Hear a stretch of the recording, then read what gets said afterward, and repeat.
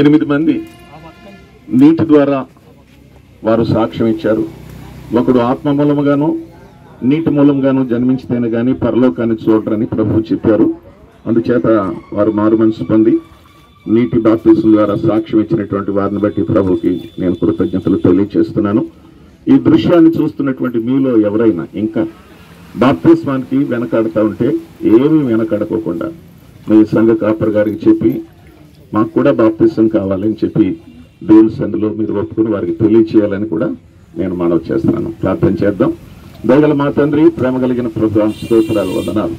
ప్రభు, సంఘానికి మీరు నూతనంగా చేర్చినటువంటి ఆత్మలు బట్టి మీకు వందనాలు. రక్షించబడి బాప్తిజం ద్వారా సాక్ష్యం ఇచ్చిన ఈ ప్రియ బిడ్డలు జీవితాంతం మీ కొరకు సాక్షులుగా జీవించడానికి సహాయం చేయండి.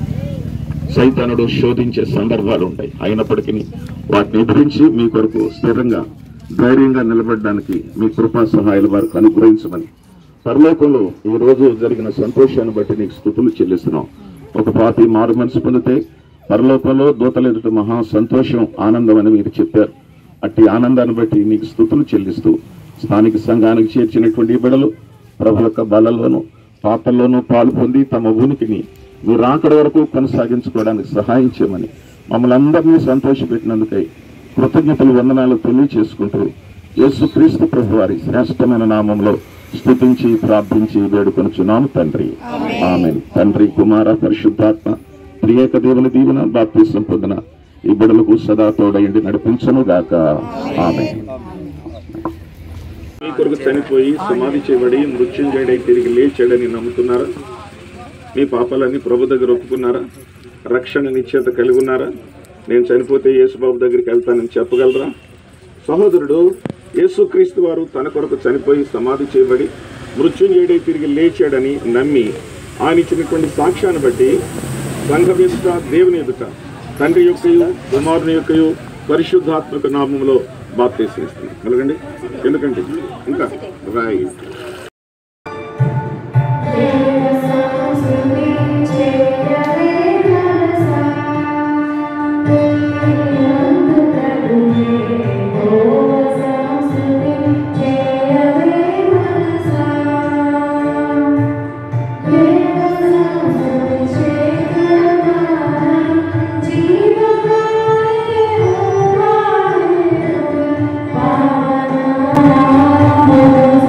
Thank you.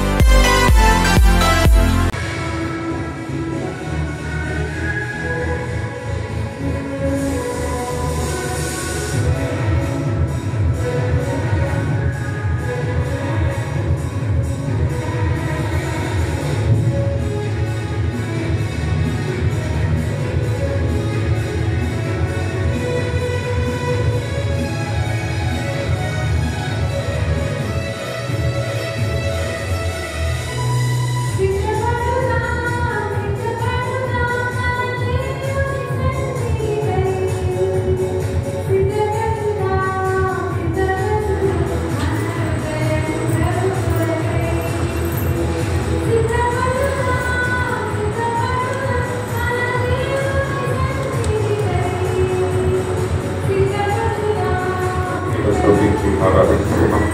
ప్రభువా, నేను కలువరి శిలువలో మా కొరకు మీ రక్తాన్ని కార్చాడు.